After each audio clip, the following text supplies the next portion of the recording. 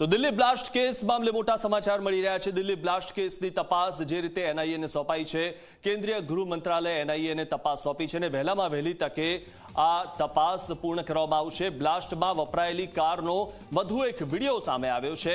29 ઓક્ટોબરના રોજ ખરીદવામાં આવી હતી આ i20 કાર અને ઉમર મોહમ્મદે તારીખ પાસેથી કાર ખરીદી હતી।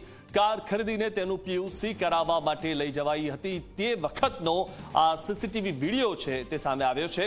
29 તારીખે જ પીયુસી કરાવવાના આ સીસીટીવી દ્રશ્યો જે છે તે સામે આવ્યા છે। એટલે કે આ કારને 29 તારીખે તેને પીયુસી કરાવવા માટે લઈ ગયા હતા। સૌથી મહત્વની વાત એ છે કે પીયુસી કરાવવા માટે એટલા માટે પણ ખાસ મહત્વપૂર્ણ છે લઈ ગયા છે કારણ કે તેને રસ્તામાં કોઈ રોકે નહીં, કારણ કે કોઈ પણ પ્રકારના ડોક્યુમેન્ટની ખામી હોય તો દરેક કારને રોકવામાં આવે છે, પરંતુ આ કારને જે રીતે પીયુસી કરાવવા માટે લઈ ગયા હતા અને તે વખતનો વિડીયો સામે આવ્યો છે ત્યારે આ સમયે કારમાં 3 લોકો સવાર હતા તેવું પણ દ્રશ્યોમાં જોવા મળી રહ્યું છે। તારીખ અને ઉમર બંને કારમાં સવાર હોવાની શક્યતા છે। ઉમરે બ્લાસ્ટ માટે જ તારીખ પાસેથી આ કાર ખરીદી હતી અને આ જે ષડયંત્ર જે છે તે આ કાર ખરીદીને ત્યારબાદ તેમાં બ્લાસ્ટ કરવામાં આવ્યો।